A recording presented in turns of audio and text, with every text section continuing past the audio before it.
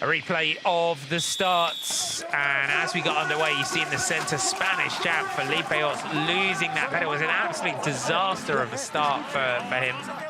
It certainly was. He got shuffled way back in the pack, but Van der Putte led this one out here. See Camp going around the outside looking for that grip, and I think we've got an indication of how slippy it was early on with slips and slides everywhere. End of lap 1, Neihuis leading. Yeah, Neihuis leading at the end of the lap ahead of Pim Ronhaar. This is where Ronhaar made his early move, though, on lap 2.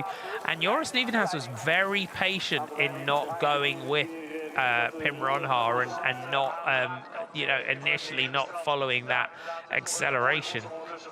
Yeah, he obviously felt at that point in the race pace was too high for this course and this weekend of racing, and so yeah, just rode his own pace, and takes huge confidence to let someone go in this race scenario, thinking that's too hard for me today right now, and having the confidence just to sit back, ride his own pace and control that group behind. It must be said, he was on the front of that for a good majority and could pick his own lines and take a smooth as ride as possible. And what's just to point out to viewers that are watching cross and maybe used to hearing all about power data and power meters and stuff like that, as a cross rider you have to race on feel, because we don't race with power meters and that kind of thing, because you're changing bikes so often.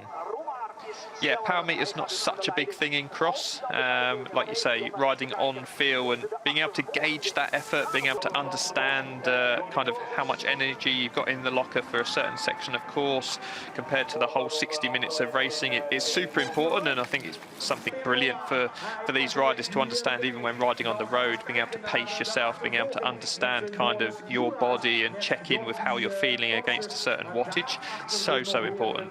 It is, and this is where we really start to see Joris Neihuis, and it was the long sort of power sections of this course where he was really eating into the gap of Pim Ronhaar.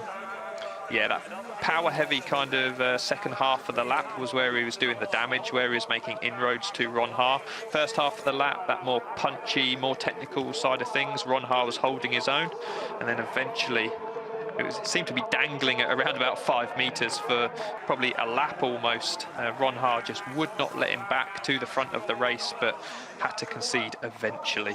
We had some phenomenal sand riding today, didn't we? Especially from our eventual winner. We did, some very smooth sand riding, and it was on this last lap where here he took the lead by riding that inside line through that first turn, and then almost perfect on that last lap with his sand riding, just power and skill, very precise riding. You see him staying in that rut all the way to the end there, absolute key moment of the race. You saw we saw a right foot sort of out for Ronhaar through there, but it was Joris Neihuis today. The Ridley Racing team get their second win of the week in the Netherlands. On Tuesday, it was their Spanish champ, Felipe Ots. Today, it's Joris Neihuis taking it ahead of Pim Ronhaar. That first victory since November 23 will have to wait, but huge ride by this young guy today. Looked in total control in the chase after Pim Ronhaar. How was that? Well, how was that from your viewpoint? Yeah, I felt under control. I mean, I started with the wrong tire, so there I was not in control in the beginning, and then it started to rain, so it was even more slippery.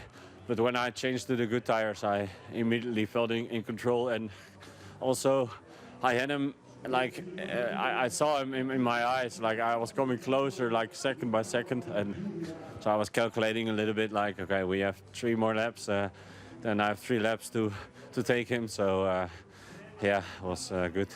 Second in Ruddervoorde, a win now here. That's promising, Joris, for the following of the next few races. Yeah, I mean, yes, like I feel confident at the moment, but it's still a long season. So, I mean, I'm already happy that now my first victory, and I'm, yeah, like I said, I feel confident at the moment. So I'm, yeah, looking forward to the next races. And our top 10 looks like this. Joris Nieuwenhuis takes it from Pim Ronhaar, Jordi Korsas, Laurens Swick, Niels van der Putten, Toon van der Bos, Felipe Orts, Mace Hendricks, David Haverdings, and Kai de Broekere. Our top 10 minute 29, separating our top 10 in our exact cross here in Heerder in the Netherlands today.